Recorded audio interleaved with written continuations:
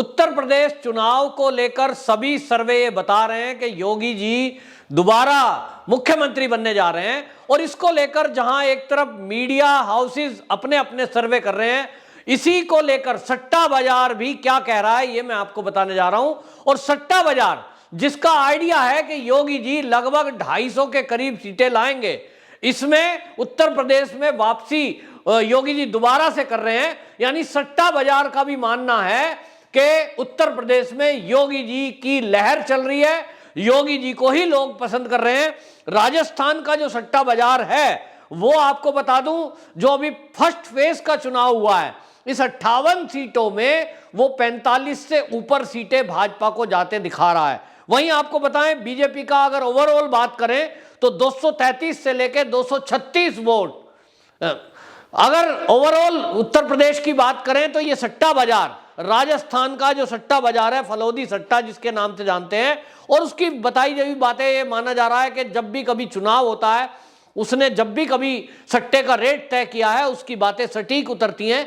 यानी जमीनी स्तर पे वो अपना एक सर्वे भी कराते हैं और उस सर्वे के आधार से राजस्थान का फलोदी सट्टा बाजार क्या कह रहा है, उसके अनुसार बीजेपी को 233 से 236 के करीब वोट मिलेगी। इसका मतलब यह हुआ कि योगी जी स्पष्ट बहुमत के साथ सत्ता में वापसी कर रहे हैं। वहीं जो समाजवादी पार्टी है उसको मात्र 125 से 130 सीटें वो सट्टा बाजार दिखा रहा है। इसका मतलब यह हुआ कि अभी तक जितने सर्वे हमने मीडिया के देखे, चाहे वो एबीपी सी वोटर था, चाहे वो हमने और चाणक्य देखा या हमने किसी आज तक का चैनल पे देखा, वो सारे सर्वे जो बात बता रहे थे उसी पर मोहर लगा रहा है राजस्थान का सट्टा बाजार। अब इस बात को आप समझिए, जो ये है आपको बताएं, वहां बाकायदा 35 पैसे 30 से 35 पैसे रेट बीजेपी पर लगाया गया है। इसका मतलब यह है कि तुलना में यह देखा जाता है कि किसकी सरकार पक्की है उस पर कम रेट लगता है। वहीं समाजवादी पर लगभग 1 रुपए 90 पैसे से 1 रुपए रेट लगा है। तो 1 रुपया रेट लगा है, इसका मतलब यह माना जा रहा है कि वो सट्टा बाजार ये मान रहा है कि समाजवादी सरकार के वापसी की कोई संभावना नहीं है, इसलिए 1 रुपया रेट लगा है। अब बीजेपी का आप देखिए 1/3 36 पैसे रेट जो लग रहा है, ये 36 पैसे रेट लगना जो बता रहा है वो ये कि अभी तक फर्स्ट फेज का चुनाव हुआ है, तब सट्टा बाजार का जो रेट खुला है वो बीजेपी के लिए 36 पैसे और समाजवादी के लिए 1 रुपया। लेकिन जैसे जैसे अभी अगले फेज खुलते जाएंगे, सेकंड फेज या सेकंड फेज के बाद जो अगला तीसरा चौथा फेज चलेगा, सेकंड फेज को जहां तक मैं समझता हूं उत्तर प्रदेश में यह माना जाता है कि वो समाजवादी की बेल्ट है, तो फिर भी यह माना जा रहा है कि मिला जुला रिजल्ट इसमें रहेगा।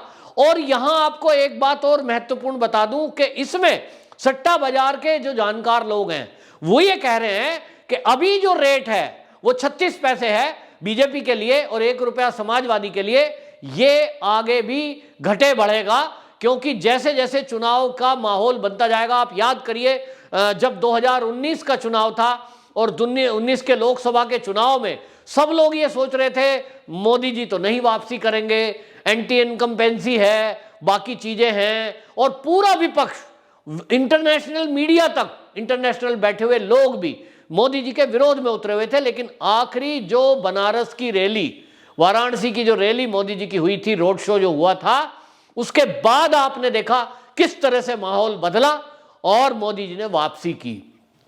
तो आपको मैं बता रहा हूं कि अभी जो चुनाव का प्रचार है, एक तरफ अकेले अखिलेश यादव और दूसरी तरफ धुरंधर भाजपा के जो स्टार प्रचारक हैं, उसमें मोदी जी हैं, उसमें योगी जी हैं, उसमें अमित शाह जी हैं, उसमें जेपी नड्डा हैं, उसमें स्मृति ईरानी है, ये सब लोग मैदान में होंगे। एक तरफ अखिलेश होगा, उनका गठबंधन में कौन लोग हैं जिनको आप शायद जानते भी नहीं होंगे, कौन है राजभर, कौन है स्वामी प्रसाद मौर्य, क्या उनको सुनने के लिए 10-20 लाख लोग आते हैं? कोई नहीं सुनता, उनकी रैली में मुट्ठी भर लोग खड़े होते हैं। और इसी तरह से आप देखिए उनके जो सांसद हैं, क्या उसमें कोई भीड़ उनको कोई जानता है? तो समाजवादी के जितने भी नेता हैं उनको कोई सुनना पसंद नहीं करता। और इसी बीच में उत्तर प्रदेश में एक भयंकर घटना हुई है और वो हुई है उन्नाव में।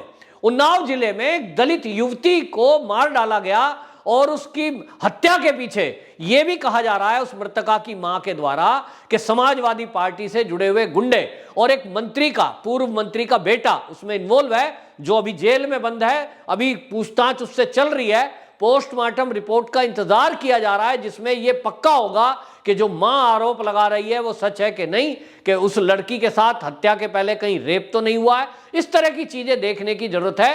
अब इस मामले का अंतर कितना पड़ने वाला है, ये दलित वर्ग पे ज्यादा पड़ रहा है, क्योंकि जो उत्तर प्रदेश का दलित है, जब भी कभी समाजवादी की सरकार रही है, सबसे ज्यादा अत्याचार उत्पीड़न उन लोगों का हुआ है। ना उनको कोई सरकारी सुविधा दी गई, ना उनकी कोई एफआईआर दर्ज होती है, और उनके ऊपर खुले में अत्याचार होता है। अब योगी सरकार के आने के बाद एक तरफ उनकी सुरक्षा का दायरा बढ़ा है, दूसरी तरफ योगी जी ने बिना भेदभाव के उनको फ्री में मकान, शौचालय और राशन महीने का जो 2 बार दिया है। ये सबसे बड़ा मुद्दा दलितों के अंदर है। वो कहते हैं कि कोविड के टाइम में जिस तरह से उनको फ्री राशन मिला, उसकी वजह से हम जिंदे रह पाए। गरीब लोग हैं। तो ये एक मुद्दा, दलित की हत्या युवती की, ये एक मुद्दा जो है अब सेकंड और थर्ड फेस और बाकी के फेस में ये एक बड़ा मुद्दा बनने जा रहा है जैसा लग रहा है। क्योंकि अब इस मुद्दे को देखते हुए यह भी माना जा रहा है कि जिस तरह से अयोध्या का राम मंदिर बन रहा है, जिस तरह से काशी में काशी विश्वनाथ कॉरिडोर बना, जिस तरह से पूर्वांचल में इंटरनेशनल एयरपोर्ट कुशीनगर में बना, इन सब चीजों का असर उन क्षेत्रों में पड़ेगा। इसी तरह जैसे मैंने कहा बुंदेलखंड में पहली बार पेयजल की व्यवस्था, पानी की व्यवस्था ये योगी सरकार के द्वारा हुई। नहीं तो उस एरिया में सूखा पड़ता था, लोगों को पीने का पानी तक नहीं मिलता था। वहीं करोड़ों रुपया खर्च करके ऐसा योगी सरकार ने वहां ट्रीटमेंट प्लांट और बाकी चीजें की हैं कि लोगों को लग रहा है कि ये पहली बार सरकार कोई ऐसी आई जिसने बुंदेलखंड पर ध्यान दिया है। तो ये जो चीजें हैं, इससे ये जो सट्टा बाजार है, इसके रेट आप देखेंगे, इसमें बढ़ोतरी होगी। यानी बीजेपी का रेट जो आज 36 पैसे है, ये कल को आप देखेंगे ये 25 पैसे तक आ जाएगा। और समाजवादी का रेट वो और ज्यादा बढ़ने वाला है, क्योंकि अभी पहला फेज हुआ है, यानी यूं कहें उत्तर प्रदेश के कोने में चुनाव हुआ है। इस कोने में जहां पिछले 2 साल से किसान आंदोलन के नाम पर किसानों को भड़काया गया, जहां से राकेश टिकैत, जयंत चौधरी, ये ऐसा एक चेहरा है, जयंत चौधरी नेता बेशक बड़े ना हो, लेकिन एक खानदान से आते हैं और उस खानदान से लोगों का जो जुड़ाव है, उसके कारण यह माना जा रहा था कि अंतर है। लेकिन अब आप सोचिए, जो योगी जी का गढ़ रहा है, जो योगी जी का पूर्वांचल है, उसमें बुंदेलखंड में और बाकी जो फेसेस अभी बचे हैं, इसमें जिस तरह के विकास कार्य हुए हैं, एक्सप्रेस वेज बने हैं, जिस तरह से मेडिकल कॉलेज बनाए गए हैं, जिस तरह से हवाई अड्डे बनाए गए हैं, उस सब का असर इस चुनाव पे पड़ने वाला है। और ये जो आंकड़े हैं, चाहे वो न्यूज चैनल वालों के सर्वे हो, चाहे वो किसी राजनीतिक विश्लेषक के सर्वे हो, चाहे वो सट्टा बाजार के सर्वे हो, इसमें आप बदलाव देखेंगे। अभी तक का ये माना जा रहा है कि ये मिनिमम करके चल रहे हैं, तो भी ये आंकड़े बता रहे हैं, ये सट्टा बाजार के आंकड़े उत्तर प्रदेश के लिए जो हैं, इतना तो बता ही रहे हैं कि जो लोग कह रहे हैं कि ईवीएम में गड़बड़ी हो रही है, साहब समाजवादियों ने आरोप लगाना अखिलेश ने शुरू कर दिया है, ये आप देखेंगे कि ये बहाना, इसका मतलब सब झूठे हैं क्या, सबका आकलन खराब है क्या। और इसी को देखते हुए उत्तर प्रदेश का जो वोटर है, अब वो सोच रहा है कि सरकार तो योगी जी की ही बनेगी, तो फिर क्यों ना अधिक सीटों से जिताएं। अखिलेश यादव के एमएलए अगर बना भी दिए, कहीं समाजवादी के विधायक बन भी गए, सरकार में रोल होगा नहीं, तो क्षेत्र के विकास में कहीं ना कहीं कमी रह जाएगी। क्योंकि जब सरकार अपनी हो, जैसा योगी जी मोदी जी के मुंह से अक्सर सुनते हैं डबल इंजन की सरकार, तो डबल इंजन की सरकार में मैं आपको बता दूं, यहां ट्रिपल इंजन हो जाएगा अगर क्षेत्र का विधायक भी भाजपा का हुआ। क्योंकि भाजपा के विधायक का आपके एरिया से होने का मतलब क्या है, जैसे मैं अपने एरिया का बता रहा हूं, मेरे गांव के आसपास जो था बीजेपी के विधायक थे, उनके होने से यह हुआ कि हमारे क्षेत्र में जो सड़क बननी है, जिसका करोड़ों रुपए का बजट होता है, वो एक विधायक की निधि से ज्यादा बैठ रहा है, तो वो मुख्यमंत्री जी को बात करेगा, किसी मंत्री को बात करेगा, और सीधा तार मुख्यमंत्री से जुड़ा होता है, तो सीधी योजना का लाभ मिलता है। और नंबर 2 बात यह कि भाजपा का कोई विधायक है तो कम से कम उसके ऊपर योगी जी और मोदी जी की सीधी निगरानी है, तो भ्रष्टाचार के चांस नहीं है। और जब भ्रष्टाचार नहीं होता तो सुविधाओं का लाभ सीधा सीधा नीचे तक मिलता है, और क्वालिटी, सड़क की क्वालिटी हो, बिल्डिंग की क्वालिटी हो, हॉस्पिटलिटी हो, जो ये सी चीजें हैं, अब इन सब में बढ़ोतरी होती है। तो लोगों का मन इसलिए बदला है कि सरकार जब योगी जी की बनेगी तो क्यों ना विधायक भी हमारे क्षेत्र का बीजेपी का हो, इससे लाभ मिलेगा। और ये जो डबल इंजन की सरकार है वो ट्रिपल इंजन हो जाएगा स्थानीय लोगों के लिए। एक मोदी जी हो गए केंद्र में, योगी जी हो गए लखनऊ में, और विधायक हो गया उनका बीजेपी का। मान लीजिए इसकी जगह विधायक हुआ सपा का, तो वो सपा वाले को तो आदत वही पड़ी हुई है, कमीशन। ठेकेदार काम करेगा, सड़क बनाएगा, उससे कहेंगे आधा कमीशन मेरा। थाने होंगे, उन थानेदार इंचार्ज को कहेगा भाई इसको छोड़ दो, अपराधियों को छोड़ने के लिए दबाव बनाएगा। विधायक है तो जनप्रतिनिधि है, इंटरफेयर करेगा। कहीं ना कहीं जब कोई इस तरह का अपराधी प्रवृत्ति का या भ्रष्टाचारी अगर हमारे इर्द गिर्द हमारा जनप्रतिनिधि होता है तो इसका फर्क पड़ता है।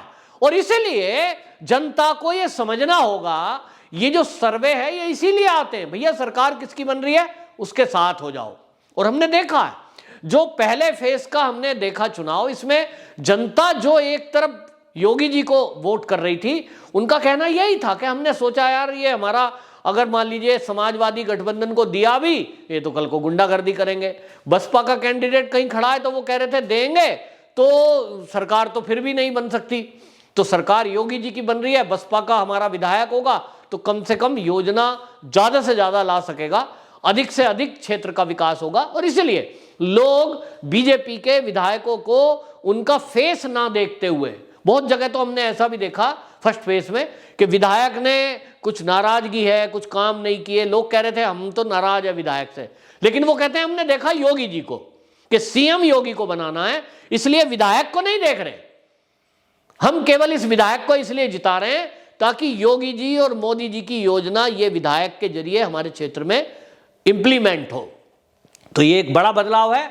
बहरहाल सट्टा बाजार का जो ये रिजल्ट है, ये जो विचार है, ये जो आकलन है, ये एक तरह से मोहर लगा रहा है भाजपा का जो अभी तक का अपना खुद का उनका सर्वे रहा है। और उन्होंने तो कहा है 300 के पार, तो ऐसा मान ही लें कि 300 के पार तो नहीं तो लेकिन 300 तक का आंकड़ा तो छू ही लेगा, ऐसा ये सर्वे भी बोल रहे हैं। वंदे मातरम।